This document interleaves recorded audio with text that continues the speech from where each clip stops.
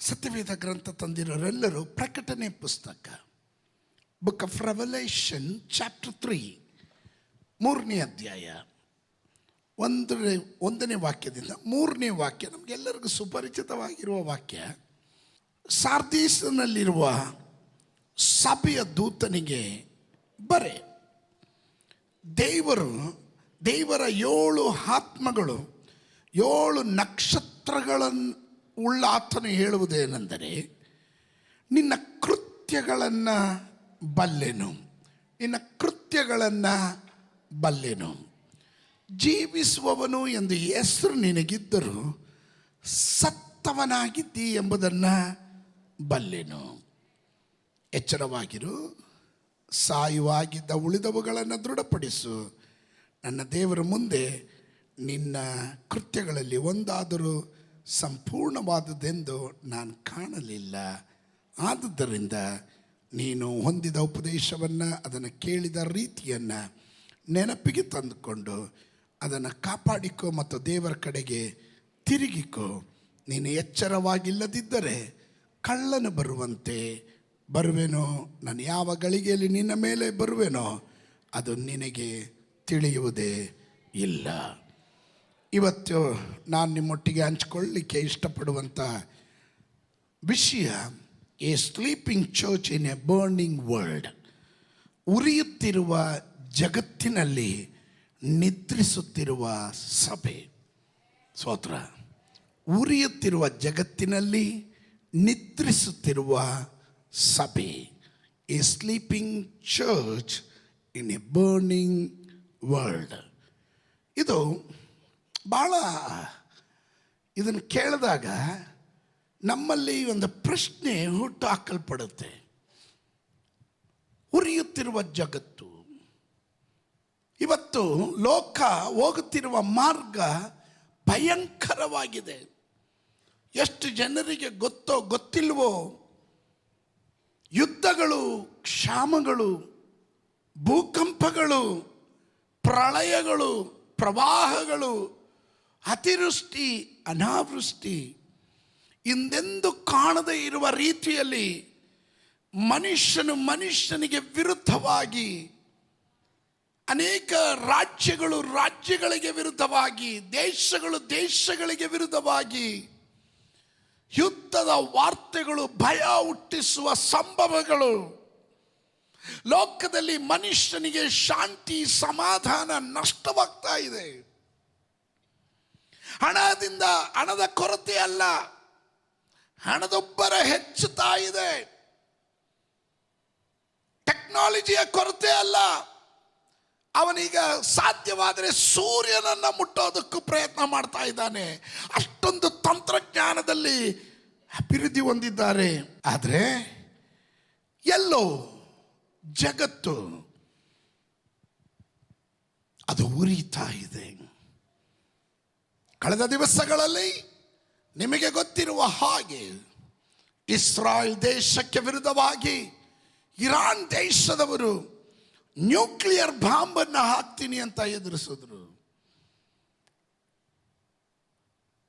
ವರ್ಷಗಳ ಹಿಂದೆ ಜಪಾನ್ ದೇಶದಲ್ಲಿ ಹಿರೋಶಿಮಾ ನಾಗಾಸಾಕಿಯಲ್ಲಿ ಹಾಕಿದಂಥ ಬಾಂಬಿನ ಪ್ರಯುಕ್ತ ಅನೇಕ ಲಕ್ಷಾಂತರ ಮಂದಿ, 2ನೇ ಮಹಾಯುದ್ಧದಲ್ಲಿ ಸಂಭವಿಸಿದಂಥ ಆ ದುರ್ಘಟನೆ ಮರುಕಳಿಸಬಾರದು ಎಂದು ಶಾಂತಿ ಒಪ್ಪಂದಗಳನ್ನೆಲ್ಲ ಮಾಡಿಕೊಂಡಿದ್ರು.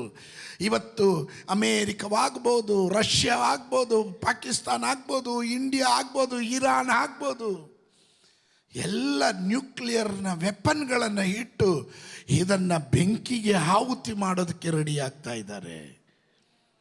ಎಷ್ಟು ಕಟು ಸತ್ಯ ಅಲ್ಲವೇ? ನೋಹನ ಕಾಲದಲ್ಲಿ ಪ್ರವಾಹದ ಮೂಲಕ ಈ ಲೋಕವನ್ನು ನಾಶ ಮಾಡಿದ ದೇವರು ಅದನ್ನು ಕಂಡು ಮನ ಕರಗಿ ಅವನು ಹೇಳಿದನು, ಮುಂದೊಂದು ದಿನ ನಾನು ಇದನ್ನು ಅವಿದ್ಯತ್ವದಲ್ಲಿರುವ ದುಷ್ಟ ಜನರನ್ನ ಈ ರೀತಿ ಅಲ್ಲ, ಅವರನ್ನ ಬೆಂಕಿಯಿಂದ ನಾಶ ಮಾಡ್ತೇನೆ. ಅಲ್ಲಲ್ಲಿ ಅವರು ಸುಟ್ಟು ಹೋಗುವ ಹಾಗೆ ಮಾಡ್ತೇನೆ. ಕಾರಣ ಏನು? ಅಲ್ಲಲ್ಲಿ ಅದೋ ದೇವರ ಕೋಪ, ಅದರ ಕೋಪ ಬಂದಾಗ ಉರಿತಾ ಇರುತ್ತೆ. ಇವತ್ತು ಜಗತ್ತು ದೇವರ ಶಬ್ದಕ್ಕೆ ಕಿವಿಗೊಡದಂತೆ ಯುದ್ಧಗಳು, ಕ್ಷಾಮಗಳು, ಭೂಕಂಪಗಳು, ಬರ, ಮನುಷ್ಯನಿಗೆ ವಿರುದ್ಧವಾಗಿ ಎದ್ದೇಳುವಾಗ ದೇವ ಜನರೇ, ಸಭೆ, ನೀನು ಎಚ್ಚರಗೊಳ್ಳುವ ಸಮಯ ಇದು. ಇದರ ಅರ್ಥ ಕರ್ತನ ಬರೋಣವು ಸಮೀಪವಾಗಿದೆ. ಹಲ್ಲೆಲೂಯಾ. ನೀವು ನನ್ನ ಜೊತೆ ಇದ್ರೆ ಗಟ್ಟಿಯಾಗೋದು ಆಮೇಲೆ ಹೇಳ್ರಿ. ಹಲ್ಲೆಲೂಯಾ. ನಾವು ಓದಿದಂಥ ವಾಕ್ಯದಲ್ಲಿ ಈ ಪ್ರಕಟಣೆ ಪುಸ್ತಕ ಅನ್ನೋದು ಅಪೊಸ್ತಲನಾದಂಥ ಯೋಹಾನನ ಪ್ರಕಟಣೆ ಅಲ್ಲ, ಇದು ಕ್ರಿಸ್ತನ ಪ್ರಕಟಣೆ, ಯೇಸು ಕ್ರಿಸ್ತನ ಪ್ರಕಟಣೆ. ಸತ್ಯವೇದ ಗ್ರಂಥ ಹೇಳುತ್ತೆ, ನೀರೋ ಕೈಸರ್ ಸತ್ತದ್ದು AD 80ರಲ್ಲಿ. 14 ವರ್ಷಗಳ ನಂತರ ಪತ್ಮೋಸ್ ದ್ವೀಪಕ್ಕೆ ಅಪೊಸ್ತಲನಾದಂಥ ಯೋಹಾನನನ್ನ ಗಡೀಪಾರು ಮಾಡ್ತಾ ಇದ್ದಾರೆ. ಅದು AD 94ರಲ್ಲಿ ಡೊಮಿಷಿಯನ್ ಚಕ್ರವರ್ತಿಯ ಕಾಲಘಟ್ಟಗಳಲ್ಲಿ. ಪತ್ಮೋಸ್ ಎನ್ನುವುದು ಒಂದು ರಾಕಿ ಐಲ್ಯಾಂಡ್, ಅದೊಂದು ದ್ವೀಪ ಪ್ರದೇಶ. 8 ಮೈಲಿ ಉದ್ದ, 4 ಮೈಲಿ ಅಗಲ ಇರುವಂಥ ನಿರ್ಜನ ಪ್ರದೇಶ. ಕಠಿಣವಾದ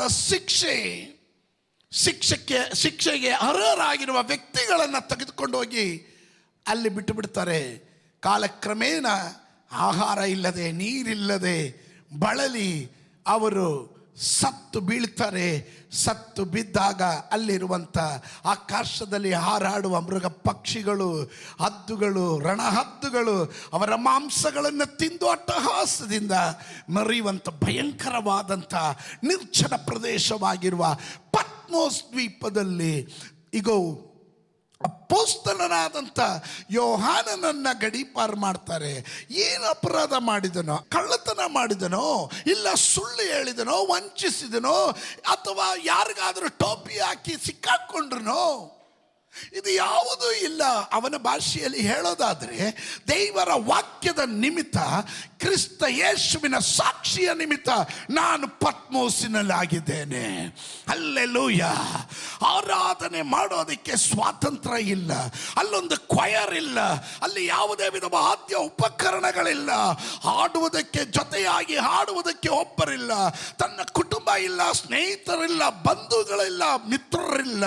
ನಿರ್ಜನ ಪ್ರದೇಶದಲ್ಲಿ ಏಕಾಂತವಾಗಿರುವಾಗ ಅಲ್ಲಿ ದೇವರ ವಾಕ್ಯ ಹೇಳುತ್ತದೆ, ಅವನು ದೇವರ ಆತ್ಮ ಪರವಶನಾದನು. ನನಗೆ ಸಂತೋಷ ಇರೋದು ಅಲ್ಲೇ ಕಣ್ರಿ. Hallelujah, hallelujah. ಯಾರು ಇಲ್ಲದಿದ್ದರು, ಏಕಾಂತದಲ್ಲಿ ಇದ್ದರು, ಎಲ್ಲರೂ ಕೈ ಬಿಟ್ಟರು.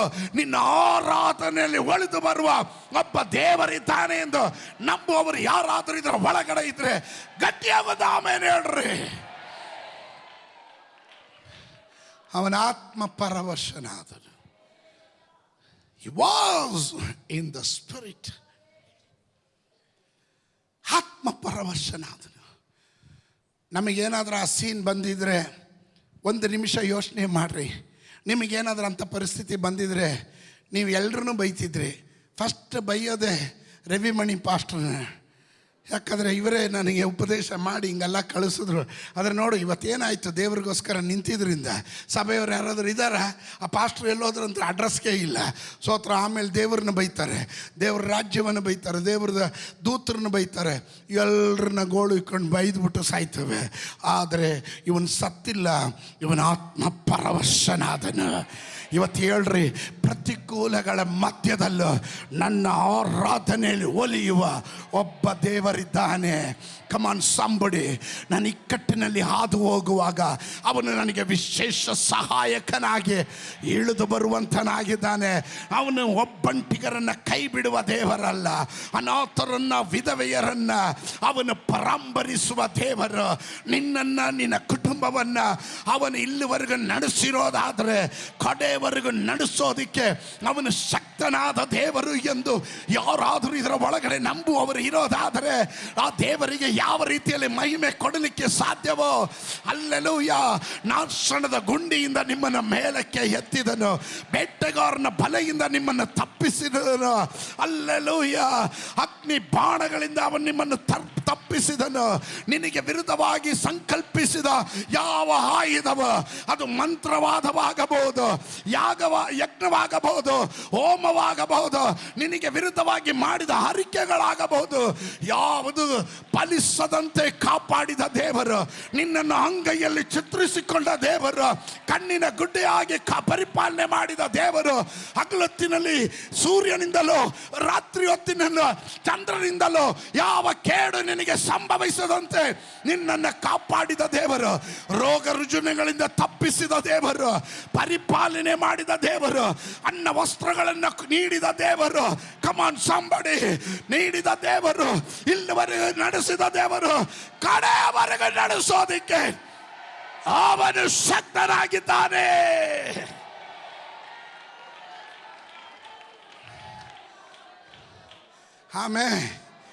ಆಮೇಲೆ ಕೆಲವರಿಗೆ ಮೂಡ್ ಬಂದಾಗ ಸ್ತೋತ್ರ ಹೇಳ್ತಾರೆ. ಮೂಡಿದ್ರೇ ಸ್ತೋತ್ರ ಹೇಳೋದು. ಅಪೊಸ್ತಲನಾದ ಯೋಹಾನನಿಗೆ ಮೂಡ್ ಬಂದಾಗಲ್ಲ ಸ್ತೋತ್ರ. ಹಲ್ಲೆಲೂಯಾ. ಎಲ್ಲ ಹಾಕಿದ್ರು ಸ್ತೋತ್ರನೇ. ವಾಕ್ಯ ನಿನ್ನ ಒಳಗಡೆ ಇರೋದಾದ್ರೆ ಹಲ್ಲೆಲೂಯಾ. ಎಷ್ಟೊಂದು ಅಂಟು ರೋಗಗಳು, ಎಷ್ಟೊಂದು ಸಾಂಕ್ರಾಮಿಕ ರೋಗಗಳು, ಎಷ್ಟೊಂದು ಜನರು ಮಾರಕವಾದ ರೋಗಗಳಲ್ಲಿ ಸತ್ತು ಬೀಳುವಾಗ ನಿನ್ನ ಎಡಗಡೆ 1000, ನಿನ್ನ ಬಲಗಡೆ 10,000 ಸತ್ತು ಬಿದ್ದಾಗಲೂ ನಿನಗೆ ಯಾವ ಕೇಡು ಸಂಭವಿಸದಂತೆ ನಿನ್ನನ್ನು ಜೀವಂತವಾಗಿ ಉಳಿಸಿಲ್ಲವ. ನೀನು ದೇವರ ವಾಕ್ಯ ಹೇಳ್ತದೆ, ನೀನು ಉಳಿದಿರೋದು ಅವನ ಕರುಣೆಯಿಂದ. We must thankful to the Lord. Hallelujah. Hallelujah. ಅದಕ್ಕೆ ಕೀರ್ತನೆಕಾರನು ಹೇಳಿದ್ರು, ನನ್ನ ಮನವೇ ನೀನು ಮೌನವಾಗಿರೋದು ಏತಕ್ಕೆ, ನನ್ನ ಮನವೇ ನೀನು ಮೌನವಾಗಿರೋದು ಏತ. ಪಕ್ಕದಲ್ಲಿರೋ ಕೈ ಕೊಟ್ಟು ಹೇಳ್ರಿ, ಯಾಕೆ ಮೌನವಾಗಿದ್ದೀರ, ಸ್ತೋತ್ರ ಹೇಳ್ರಿ ಅಂತ ಹೇಳ್ರಿ. ಹಲ್ಲೆಲೂಯಾ. ಹಲ್ಲೆಲೂಯಾ. ಆಮೇಲೆ ಈ ಪರವಶನಾದನು ಎಂಬ ಪದವನ್ನು ಗ್ರೀಕ್ ಭಾಷೆಯಲ್ಲಿ ಪಿಪ್ಟೋ ಅಂತಾರೆ. ಪಿಪ್ಟೋ ಮೀನ್ಸ್ ಟು ಫಾಲ್. ಅಡ್ಡ ಬೀಳು. ಅಡ್ಡ ಬೀಳು ಎನ್ನುವುದು ನಮಸ್ಕರಿಸು. The spirit, falling in the spirit. ಆತ್ಮ ಪರವಶನಾಗಿ. ಆಮೇಲೆ ಸ್ತೋತ್ರ ಕೆಲವರು ಸುಮ್ಗೆ ಬೀಳ್ತವೆ, ಅದಲ್ಲ ನಾನು ಹೇಳಿದ್ದು. ಆತ್ಮ ಪರವಶರಾಗಿ ಬೀಳೋದು ನನ್ನ ವಿಷಯ ಅಲ್ಲಲ್ಲ. ನನ್ನ ವಿಷಯ A sleeping church in burning world. ಉರಿಯುತ್ತಿರುವ ಜಗತ್ತಿನಲ್ಲಿ ನಿದ್ರಿಸುತ್ತಿರುವ ಸಭೆ, ಅದರ ಕುರಿತು ಹೇಳ್ತೀನಿ. ಆಮೇಲೆ ನೀವು ಸತ್ಯವೇದ ಗ್ರಂಥದಲ್ಲಿ ಪ್ರಕಟಣೆ ಪುಸ್ತಕ 1:9 ನಾವು ಕಾಣ್ತೇವೆ, ದೇವರ ವಾಕ್ಯದ ನಿಮಿತ್ತವು ಯೇಸುವಿನ ವಿಷಯವಾದ ಸಾಕ್ಷಿಗೋಸ್ಕರವು ಪತ್ಮೋಸ್ ದ್ವೀಪದಲ್ಲಿದ್ದೆನು. ಕರ್ತನ ದಿನದಲ್ಲಿ ದೇವರ ಆತ್ಮ ಪರವಶನಾಗಿ ನನ್ನ ಹಿಂದುಗಡೆ ತುತ್ತೂರಿಯ ಶಬ್ದ, the symbol of God's voice. ತುತ್ತೂರಿಯ ಶಬ್ದ ಅಂದರೆ the symbol of God's voice, ದೇವರ ಶಬ್ದ ಮೊಳಗಿತ್ತು. ಆಮೇಲೆ ಅಲ್ಲಿ ನಾವು ಕಾಣ್ತೇವೆ ಶಬ್ದ ಮೊಳಗಿತು. ನೀನು ನೋಡುವುದನ್ನು ಪುಸ್ತಕದಲ್ಲಿ ಬರೆ. ಎಫೆಸ, ಸ್ಮುರ್ನ, ಪೆರ್ಗಮ, ತುವೈತೈರಿಯ, ಸಾರ್ದೀಸ್, ಫಿಲದೆಲ್ಫಿಯ, ಲವೋದಿಕೇಯ ಎಂಬ 7 ಪಟ್ಟಣಗಳ ಸಭೆಗಳಿಗೆ ಕಳುಹಿಸಬೇಕೆಂದು ನುಡಿಯಿತು.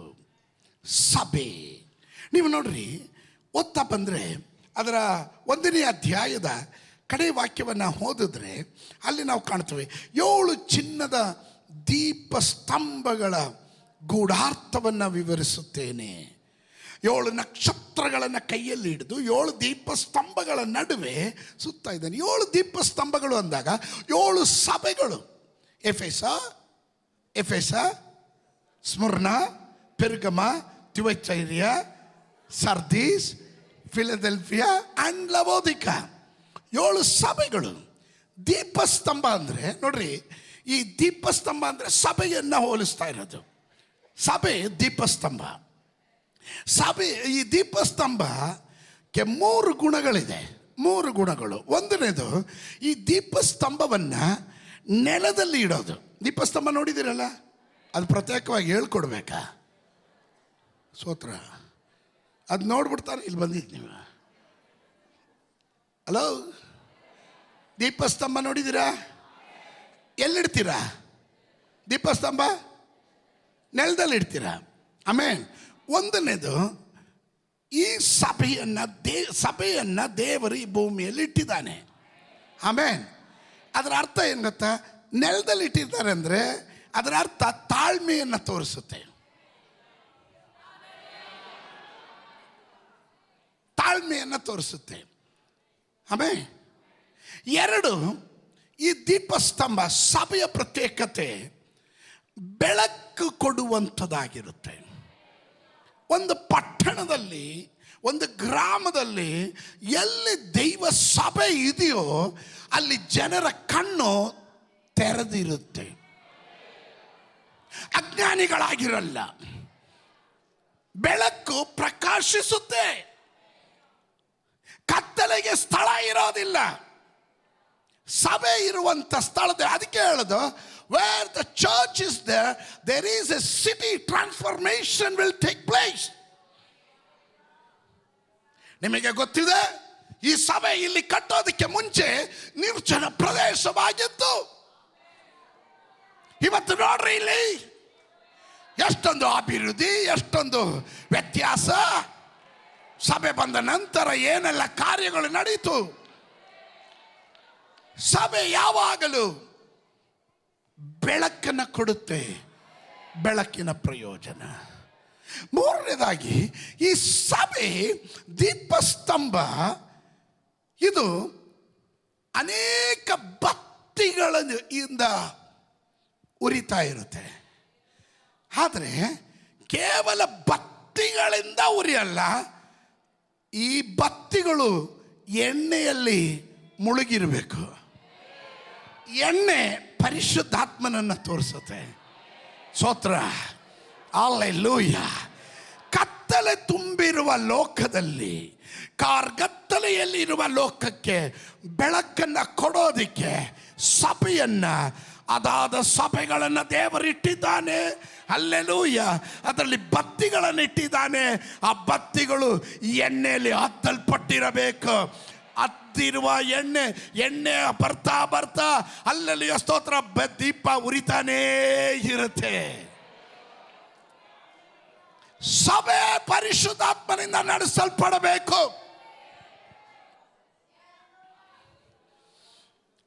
ನಿನ್ನಿಷ್ಟಕ್ಕೂ ನನ್ನಿಷ್ಟಕ್ಕೂ ಮಾಡ್ಕೊಳೋದಲ್ಲ ಸಭೆ.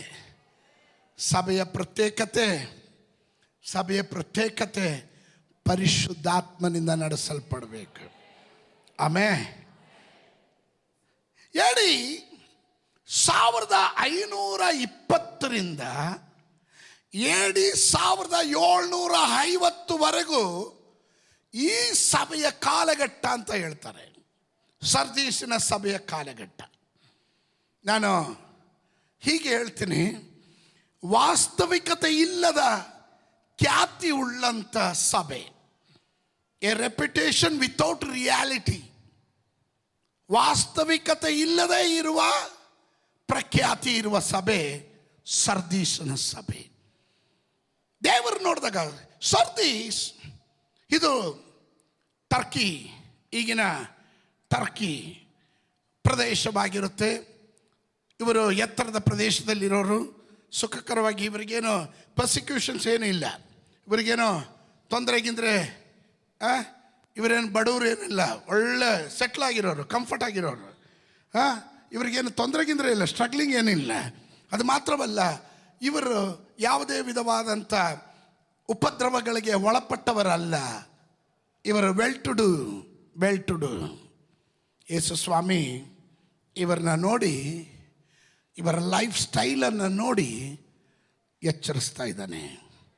ನಿನ್ನ ಕೃತ್ಯಗಳನ್ನು ನಾನು ಬಲ್ಲೆನು. ಆಮೇಲೆ ನಿನ್ನ ಕೃತ್ಯಗಳನ್ನು ನಾನು ಬಲ್ಲೆನು. ಯೆಶಾಯನು ಬರೆದ ಪ್ರವಾದನೆ ಗ್ರಂಥ 52:1-2, 52ನೇ ಅಧ್ಯಾಯದ 1-2ನೇ ವಾಕ್ಯ. ಚಿಯೋನೇ, ಚಿಯೋನೇ ಸಭೆಯನ್ನು ರೆಪ್ರೆಸೆಂಟ್ ಮಾಡುವಂಥದ್ದು. ಎಚ್ಚರಗೊಳ್ಳು, ಎಚ್ಚರಗೊಳ್ಳು, ನಿನ್ನ ಪ್ರತಾಪವನ್ನು ಧರಿಸಿಕೋ. ಯೆರೂಸಲೇಮೇ, ಪರಿಶುದ್ಧ ಪಟ್ಟಣವೇ, ನಿನ್ನ ಚಂದದ ಉಡುಪನ್ನು ಹಾಕಿಕೋ. ಇಂದಿನಿಂದ ಅಶುದ್ಧರು, ಸುನ್ನತಿ ಇಲ್ಲದವರು ನಿಮ್ಮೊಳಗೆ ಪ್ರವೇಶ ಮಾಡರು. ಯೆರೂಸಲೇಮೇ, ಧೂಳನ್ನು ಜಾಡಿಸ್ಕೋ, ಎದ್ದು ಆಸನದ ಮೇಲೆ ಕೂಡ್ರು. ಸೆರೆಬಿದ್ದ ಚೀಯೋನ್ ಕನ್ನಿಕೆಯೇ, ನಿನ್ನ ಕತ್ತಿನ ಪಾರ್ಶ್ವವನ್ನು ಬಿಚ್ಚು ಬಿಡು. ಇದು ಯಾರಿಗೆ ಎಚ್ಚರಿಸ್ತಾ ಇರೋದು? ಸಭೆಗೆ ಎಚ್ಚರಿಸುತ್ತಿರುವುದು. ಆಮೇಲೆ call to the spiritual awakening and urgent action. ಆತ್ಮಿಕವಾದಂಥ ಎಚ್ಚರಿಕೆ, ಅದರ ಮೇಲಿರುವಂಥ ತಕ್ಷಣವಾಗಿ ತೆಗೆದುಕೊಳ್ಳಬೇಕಾದಂಥ ನಿರ್ಧಾರಗಳು. ಎಚ್ಚರಗೊಳ್ಳು. ಸಭೆ ಇವತ್ತು ಪರ್ಸಿಕ್ಯೂಷನ್ ಇಂದಲ್ಲ ನಿದ್ದೆ ಮಾಡ್ತಾ ಇರೋದು, ಬಡತನದಿಂದಲ್ಲ.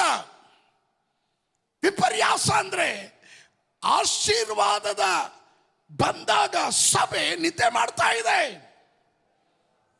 ಲೋಕ ಜಗತ್ತು ಬೆಂಕಿಯಿಂದ ಹುರಿಯುತ್ತಿರುವಾಗ ಈ ಲೋಕವನ್ನು ರಕ್ಷಿಸಬೇಕಾದ ಸಭೆ ಇವತ್ತು ನಿದ್ರಿಸುತ್ತಾ ಇದೆ. ಅದರಿಂದಲೇ ಹೇಳ್ತಾ ಇರೋದು ಪರಿಶುದ್ಧಾತ್ಮನು, ಏ ಸಭೆಯೇ, ಇದು ನಿದ್ರಿಸುವ ಕಾಲವಲ್ಲ, ಎಚ್ಚರಗೊಳ್ಳ.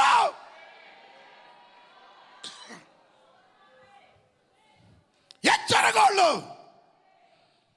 ಸಭೆ, ಎಕ್ಲೀಶಿಯಾ, ಗ್ರೀಕ್ ಪದ ಎಕ್ಲೀಶಿಯಾ, ಒಂದು ಪ್ರತ್ಯೇಕ ಉದ್ದೇಶಕ್ಕಾಗಿ ಕರೆದು ಬೇರ್ಪಡಿಸಲ್ಪಟ್ಟ ಗುಂಪಿನವರು.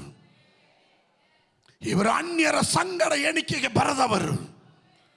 ಇವರು ಸ್ವಕೀಯ ಜನರು. ಇವರನ್ನ ದೇವರು ಬೇರ್ಪಡಿಸಿದವರು. ಲೋಕದ ಪಾಲಿಗೆ ಸತ್ತು ಕ್ರಿಸ್ತನಿಗಾಗಿ ಜೀವಿಸುವವರು. ಕಳಂಕ, ಸುಕ್ಕು, ಲಯ ಇಲ್ಲದೆ ಇರುವ ಶುದ್ಧ ಕನ್ನಿಕೆಯ ಪಾದಿಯಲ್ಲಿ ದೇವರು ಇವರನ್ನ ಸ್ವರಕ್ತದಿಂದ ಸಂಪಾದನೆ ಮಾಡಿಕೊಂಡಿದ್ದಾನೆ. ಅದನ್ನು ಸಭೆ ಎಂದು ಕರಿತೇವೆ. ಸಭೆ ಕಟ್ಟಡ ಅಲ್ಲ, ಸಭೆ ಬಿಲ್ಡಿಂಗ್ ಅಲ್ಲ, ಸಭೆ ನೀನು ನಾನು ಆಗಿದ್ದೇನೆ. ದಯವಿಟ್ಟು ಗಮನಿಸ್ರಿ. ಸಭೆ, ನಿದ್ದೆ ಮಾಡಬೇಡ್ರಿ. ಎಲ್ಲ ನಿದ್ದೆ ಮಾಡ್ತಾ ಇದ್ದೀರಾ? ಐಶ್ವರ್ಯದಲ್ಲಿ, ಹಣದಲ್ಲಿ, ಸುಖದ ಸುಪ್ಪತ್ತಿಗೆಯಲ್ಲಿ, ಸಮೃದ್ಧಿಯ ಜೀವಿತದಲ್ಲಿ ಎಲ್ಲ ಕಾರ್ಯಗಳು ನಡೀತಾ ಇದೆ ಅಂದರೆ ಕೆಲವರಿಗೆ ಪ್ರಾರ್ಥನೆ ಬೇಡ, ಆರಾಧನೆ ಬೇಡ, ನಶಿಸಿ ಹೋಗುವ ಆತ್ಮಗಳ ಕುರಿತಾದ ಚಿಂತೆ ಇಲ್ಲ, ಎಡಗೈಗೂ ಬಲಗೈಗೂ ವ್ಯತ್ಯಾಸ ಗೊತ್ತಿಲ್ಲದೆ ಅನೇಕರು ನರಕಕ್ಕೆ ಹೋಗ್ತಾ ಇರುವಾಗ ಈ ಕ್ರಿಸ್ಮಸ್ ಸೀಸನ್ನಲ್ಲಿ ನಾನು ನಿಮ್ಮನ್ನು ಎಚ್ಚರಿಸ್ತಾ ಇದ್ದೇನೆ. ಇದು ಸುಸಮಯ. ಎಚ್ಚರಗಳು, ಎಚ್ಚರಗಳು. It was not a poor church. ಬಡತನದ ಸಭೆ ಅಲ್ಲ, ಬಡತನದ ಸಭೆ ಅಲ್ಲ. ಇಲ್ಲಿ ಯೇಸು ಸ್ವಾಮಿ ಹೇಳ್ತಾ ಇರೋಂಥ ಮಾತನ್ನು ಗಮನಿಸಿ. You have a name that you are alive but you are dead. ನೀನು ಜೀವಿಸುವವನು ಎಂದು ಹೆಸರು ನಿನಗಿದ್ರು ಸತ್ತವನಾಗಿದ್ದಿ, ಸತ್ತವನಾಗಿದ್ದಿ. ಹೊರಗಡೆ ನೋಡಿದ್ರೆ ನೀನು ವಿಶ್ವಾಸಿ, ಹೊರಗಡೆ ನೋಡಿದ್ರೆ ಒಳ್ಳೆ ಆತ್ಮಿಕನು, ಯಾರಾದರೂ ಕೇಳಿದ್ರೆ ಹೇಳ್ಬೋದು, ವಿಕ್ಟ್ರಿ ಇಂಟರ್ನ್ಯಾಷನಲ್ ಸಭೆಯ ಮೆಂಬರ್ ನಾನು, ನಮ್ಮ ಪಾಸ್ಟ್ರು, ಸೀನಿಯರ್ ಪಾಸ್ಟ್ರು. ಹೊರಗಡೆ ನೋಡಿದ್ರೆ ನಿನಗೆ ಯಾವ ಕೊರತೆ ಇಲ್ಲ, ಈಗ ಪರ್ಫೆಕ್ಟ್. ಅಯ್ಯೋ, ವಿಕ್ಟ್ರಿ ಇಂಟರ್ನ್ಯಾಷನಲ್ ಸಭೆಗೆ ಹೋಗೋರ ಹಬ್ಬ, ದೊಡ್ಡ ವಿಶ್ವಾಸಿ, ಸೋತ್ರ. ಆಮೇಲೆ ನಾನೊಂದು ಹೇಳ್ತೀನಿ, ಹೊರಗಡೆ ನೋಡುವಾಗ ಯೇಸು ಸ್ವಾಮಿ ಅಂತರಂಗವನ್ನು ಶೋಧನೆ ಮಾಡ್ತಾನೆ. ಒಂದು ಸಮುವೇಲನ ಪುಸ್ತಕ 16:7 ಬಹಳ ಸ್ಪಷ್ಟವಾಗಿ ಹೇಳುವಂಥ ವಾಕ್ಯ. 16:7 ಯೆಹೋವನು ಸಮುವೇಲನಿಗೆ ಹೇಳ್ತಾ ಇದ್ದಾನೆ, ನೀನು ಅವನ ಚೆಳುವಿಕೆಯನ್ನ, ನೀಳವನ್ನು ನೋಡಬೇಡ, ನಾನು ಅವನನ್ನು ತಳ್ಳಿಬಿಟ್ಟಿದ್ದೇನೆ. ಯೆಹೋವನು ಮನುಷ್ಯರಂತೆ ಹೊರಗಿನ ತೋರಿಕೆಯನ್ನು ನೋಡದೆ ಹೃದಯವನ್ನೇ ನೋಡುವವನಾಗಿದ್ದಾನೆ. Hallelujah, hallelujah. ನೀನು ಯಾರಾಗಿದ್ರೂ ಪರವಾಗಿಲ್ಲ, ಎಷ್ಟೇ ಸುಖದ ಸಂಪತ್ತಿಗೆಲ್ಲರೋ ವ್ಯಕ್ತಿ ಆದರೂ ಪರವಾಗಿಲ್ಲ, ಮನುಷ್ಯರ ಮುಂದೆ ನೀನು ಬೂಟಾಟಿಕೆ ಮಾಡಿದ್ರೂ ಪರವಾಗಿಲ್ಲ. ನನ್ನ ದೇವರು ನಿನ್ನ ಅಂತರಂಗವನ್ನು ಶೋಧನೆ ಮಾಡ್ತಾ ಇದ್ದಾನೆ. ಅವನ ಹೃದಯವನ್ನು ಪರೀಕ್ಷಿಸಿ ತಿಳ್ಕೊಳ್ತಾ ಇದ್ದಾನೆ. ಆಮೇಲೆ you have to be very careful. ಸರ್ದೀಸಿನ ಸಭೆ ಇವರ ಕುರಿತು ದೇವರು ಹೇಳ್ತಾ ಇದ್ದಾರೆ, ಐ ನೋ ಯು, ನಾನು ನಿನ್ನನ್ನು ಬಲ್ಲೆ, ನಿನ್ನ ಕೃತ್ಯಗಳನ್ನು ಬಲ್ಲೆ. I know your attitudes, I know you very well. Don't pretend, don't act. ಕಣ್ಣಲ್ಲಿ ನೀರು ಬರಲಿಲ್ಲ ಆದರೂ ದೇವಾ ಅಪ್ಪ, ಆ ಎಕ್ಸ್ಪ್ರೆಷನ್ನು, ಹಾವ ಭಾವಗಳನ್ನು ಗಮನಿಸಿದ್ರೆ ಎಲ್ಲೋ ಕಾಲುವೆನೇ ಒಡೆದು, ಕಟ್ಟೆ ಒಡೆದು ಕಣ್ಣು ನೀರು ಒಳೆ ಹರಿತಾ ಇದೆ ಅಂತ ಹೇಳಬೇಕಾದ್ರೆ ಒಂದು ತೊಟ್ಟು ಕಣ್ಣೀರು ಬಂದಿರಲ್ಲ. ಸೋತ್ರ. ಆಮೇಲೆ ಯಥಾರ್ಥ ಹೃದಯ, ನಿರ್ಮಲ ಮನಸ್ಸು, ಶುದ್ಧ ಮನಸ್ಸುಳ್ಳವರಾಗಿರ್ರಿ. ನಿಮಗೆ ರಿವಾರ್ಡ್ ಕೊಡೋದು ಮನುಷ್ಯ ಅಲ್ಲ ರೀ, ಸಭೆ ಅಲ್ಲ. ನಿಮಗೆ ರಿವಾರ್ಡ್ ಕೊಡೋದು ನ್ಯಾಯಾಧಿಪತಿಯಾದ ನೀತಿಯ ರಾಜನಾದ ಯೇಸು ಸ್ವಾಮಿ ಆಗಿರೋದ್ರಿಂದ. ಹಲ್ಲೆಲೂಯಾ. ಆಮೇಲೆ ಕೆಲವರು ಸ್ತೋತ್ರ ಹೋಗ್ಬಿಡುತ್ತೆ ನೋಡ್ರಿ. ಈಗ ಇದ್ದಿದ್ದಾಗಿ ಹೇಳಿದ್ರೆ ಹಿಂಗೆ ಆಗೋದು. Man looks at the outward appearance, but the lord looks at the heart. ಮನುಷ್ಯ ಹೊರಗಡೆ ನೋಡ್ತಾನೆ, ಆದರೆ ದೇವರು ಹೃದಯವನ್ನು ನೋಡ್ತಾನೆ. ಇವತ್ತು ಸಭೆಯನ್ನ, ಮನುಷ್ಯರನ್ನ, ವಿಶ್ವಾಸಿಗಳನ್ನ ಸೈತಾನನು ನಿದ್ದೆಯಲ್ಲಿ ಕಟ್ಟಿದ್ದಾನೆ.